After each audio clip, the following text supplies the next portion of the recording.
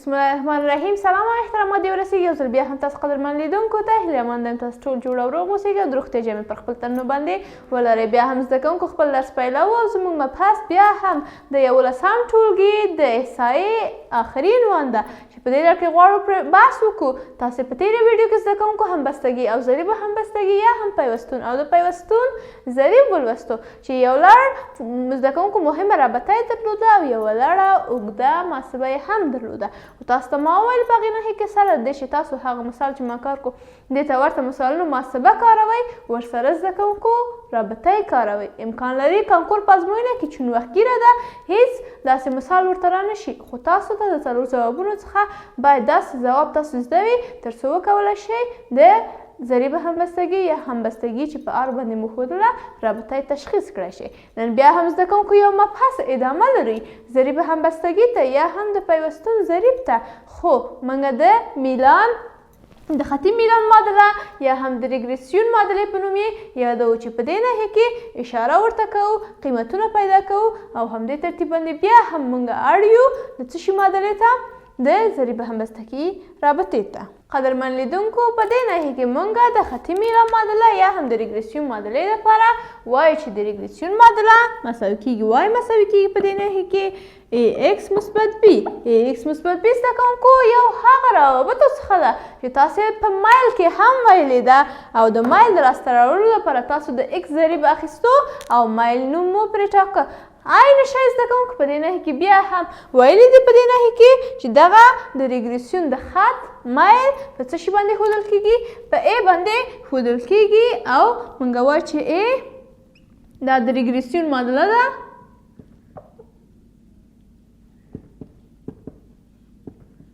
ریګریسیون معادله او همدې ترتیب باندې دې نښې کې a هم مایلې ده. مایل د څه شي ده؟ د همدې ریګریسیون خط. ښایي زده کوونکو زه غواړم چې ا محاسبه وګورم چې زه څنګه کولی شم ا لاسته راوړم. که چیرته ا مثبت حالت کې وي څه ډول ده؟ ا مثبت وي زده کوونکو یا هم صفر وي زده کوم ا که چیرته مثبت وي که چیرته ا منفي وي زه د کومو حالتونو سره مخامخ کیدای شم؟ نو زده کوونکو زه وایم که چیرته ا مثبت وي په دې نښې کې ا قیمت مثبت راوځي یعنی مایل مثبت راوځي، کومه شکل یا هم مستقیمه کرښه وایم چې متزایده ده. هغه ریګریسیون خط چې ما نوم ورته ورکړی ده وایم چې متزاید ده یا هم کرښه متزایده ده. که چیرته ا منفي راوځي وایم چې کرښه متناقصه ده. کرښه متناقصه ده د ریګریسیون کرښه منفي ده. نو زده کوونکو وایم چې د خطي میلان معادله یا د ریګریسیون معادله x مثبت b ده چې دې نښې کې a د مایل څخه نمایندګي کوي، د ریګریسیون د خط مایل ده او دوه امکان لري چې مثبت متزاید حالت کې وي یا هم متناقص حالت کې وي. او بر علاوه زده کوونکو موږ چې غواړو چې a محاسبه کړو د a د محاسبه والي لپاره زه دې نښې کې بیا هم رابطه لیکمه چې که چیرته تاسو څخه a وغوښتل شوه تاسو به مستقیم ډول باندې r څه شی ده زده کوونکو؟ هغه ضریب همبستګي ده چې موږ په تېرې ویډیو کې ولوستو ضرب د sx یعنی انحراف معیاري د x او انحراف معیاري د y چې موږ ته زده کوونکو راکړی وو. موږ د دوی معیاري انحرافونه دغه ناحیه زده کوونکو y پورته ده sx ښکته ده. sy پر sx د a د محاسبې لپاره په نظر کې نیسو ا د محاسبې لپاره. خو که چیرته موږ ته وایي چې b څه شی ده او موږ څنګه کولی شو b لاسته راوړو؟ زده کوونکو زه کولی شم دې نښې کې b لاسته راوړم، خو لومړی زه باید د a قیمت ولرم. بیا هم د دې لپاره چې b ماته داسې وایي ته په دې نښې کې څه شی وکړه y بار پیدا کوي منفي a x بار یعنی x او y بار زده کوونکو دې نښې کې دواړه پیدا کیږي، خو د b د قیمت دپاره چې موږ د تقاطع نقطې په توګه لوستلې وه د y محور سره عین د مایل په درسونو کې او دغه مباحث موږ لسم ټولګي کې ورته ادامه ورکړې وه. دې نښې کې مایل ورسره ضربیږي او وایم چې دغه رابطه زه لرم د څه شي د b د محاسبې لپاره. زده کوونکو هیلهمند یم تاسې د ریګریسیون معادله شرطونه یې او طریقه د محاسبه یې زده کړې وي. د لومړني مثال په لور باندې ځو، په ګډه سره کار کوو، زموږ ملتیا وکړئ. نو زده کوونکو هیله مند یم په دغه نهي مواردو باندې پوه شوي اوسیږئ. په بیا هم په دې لړ کې مثال په لور باندې ځو چې څه شی ویلي. مثال کې زده کوونکو جدول راکولی دی موږ ته. جدول کې هم x او y قیمتونه راکول شوي دي. x او y په دې شکل باندې زده کوونکو موږ ته د x او y قیمتونه راکول شوي.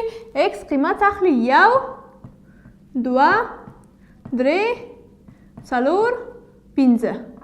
و قیمت اخلي زده کوونکو 4 3 2 1 0. 4 3 2 1 0. په دې شکل باندې دغه قیمتونه موږ ته ارائه شوي دي.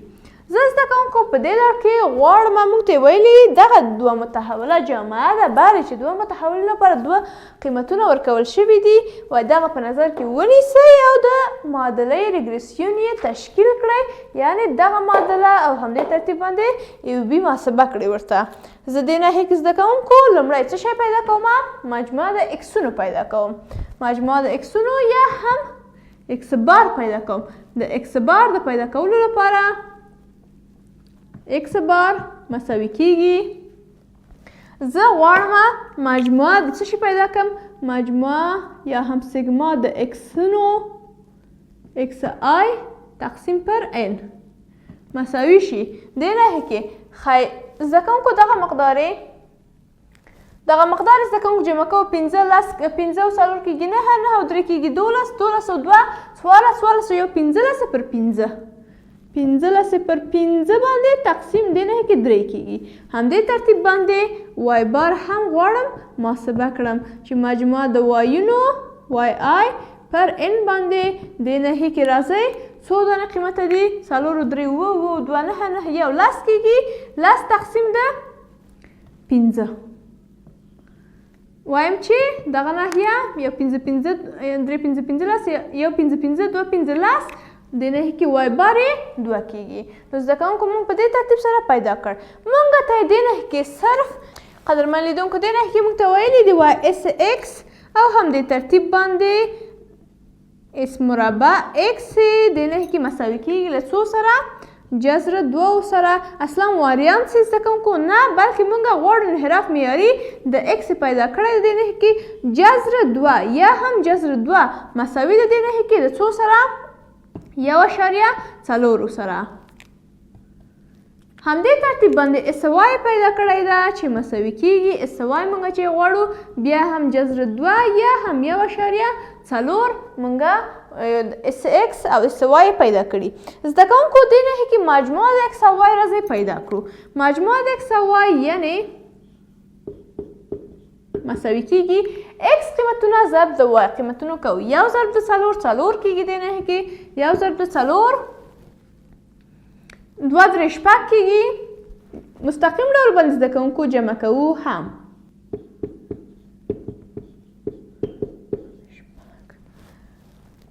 2 3 شپږ کېږي زده کوونکو بیا هم شپږ کېږي. دې ناحیې کې 4 ضرب د 1 4 کېږي او 0. دې ناحیې کې جمع 4 او جمع 0 5 ضرب 0 5 کېږي. یعنې مجموعه د x او y دې ناحیې کې لیکمه مساوي کېږي 12 او 8 کېږي. دې ناحیې کې 0 د دوی x او y مجموعه شوه. راځئ زده کوونکو د دې لپاره چې بیا هم موږ څه شی دغه ناحیې قیمتونه لاسته راوړی شو، انحرافونه مو پیدا کړل. زه غواړم r لاسته راوړم یا هم انحراف معیاري یې. نو انحراف معیاري دپاره زده کوونکو ما رابطه درلوده چې r مساوي کېږي 1 پر n یا هم مجموعه د x او y منفي x بار y بار تقسیم د n او همدې ترتیب باندې sx ضرب د اس واي مساوي کېږي دغه ناحیه مجموعه د x او y زده کوونکو مستقیم ډول باندې قیمت یې لیکمه 0 تقسیم د 15 چې کېږي زده کوونکو 0 تعداد 15 د تقسیم د یا 15 4 15 دغه ناحیه 0 منفي x بار قیمت مې 3 ده د y بار قیمت مې 2 ده همدې ترتیب باندې هم اس ایکس او اس واي جذر 2 لرم ضرب د جذر 2 مساوي کېږي دا 9 څلور 2 درې شپږ کېږي په صورت کې منفي 2 کېږي مخرج کې هم 2 کېږي یا 2 2 دغه ناحیه آر مساوي ده د منفي 1 سره آر د منفي 1 سره مساوي شو دې ناحیې کې اوس غواړم چې A پیدا کړم B پیدا کړم تر څو د ریګریسیون معادله تشکیل کړم ښایي د A د پیدا کولو لپاره موږ فرمول درلوده چې R ضرب د SX ضرب د SY پر SX زده کوونکو په دې شکل باندې SX پر SY پر SX مساوي کېده دغه ناحیه دغه منفي 1 شو ضرب د جذر 2 پر جذر 2 وایم چې A قیمت دې ناحیې کې جذر 2 د جذر 2 سره ځي منفي 1 بیا هم پاتې کېږي د A قیمت منفي 1 شو د Y لپاره د B قیمت لپاره ما درلوده چې څه شی Y بار پیدا کوو دغه ناحیه بیا هم Y بار منفي A ضرب X بار پیدا کوو زده کوونکو دې ناحیې کې Y بار قیمت څو ده ما ته د Y بار قیمت مې راوایستو 2 ده 2 منفي د A قیمت هم منفي 1 د X قیمت هم 3 دې ناحیې کې ښایي په عموم ډول باندې لیکم چې د B قیمت مثلا کې 1 ضرب منفي 1 کېږي مثبت 2 جمع 3 کېږي قیمت یې 5 دا هم د B قیمت شو دا هم د A قیمت شو اوس راځئ زده کوونکو معادله یې تشکیلوو موږ معادله کې درلوده چې Y مساوي کېږي AX مثبت B ښایي Y دې ناحیې کې مساوي ده زده کوونکو د A قیمت موږ لرو چې منفي 1 په دې ناحیې کې موږ لاسته راوړو او همدې ترتیب باندې X په خپله لیکم مثبت د B قیمت په روښانه ډول باندې موږ لاسته راوړو 5 ښایي Y مساوي کېږي منفي X مثبت 5 ښایي زده کوونکو وایم چې دې ناحیې کې A قیمت منفي ده موږ ویل چې A قیمت منفي شو کرښه متناقصه ده قدرمن لیدونکو دا زموږ نننی مبحث په دې ناحیې کې تاسو ته یو مثال کار شو چې د دې محاسبه هم یو لږ څه طولاني وه خو تاسو د ریګریسیون معادله مه هیروئ دا زموږ نننی لوست 293 پاڼې تمرین مو کورنۍ دنده حل یې کړئ په کومنټونو کې راواستوئ همدې ترتیب باندې زموږ د 11 ټولګي احصایه پای ته ورسېده تر بیا چې زه تاسو ته احتمالات پیلوم تاسو په لویو بښونکو مهربانه الله باندې سپارم ښه وخت ولرئ الله پامان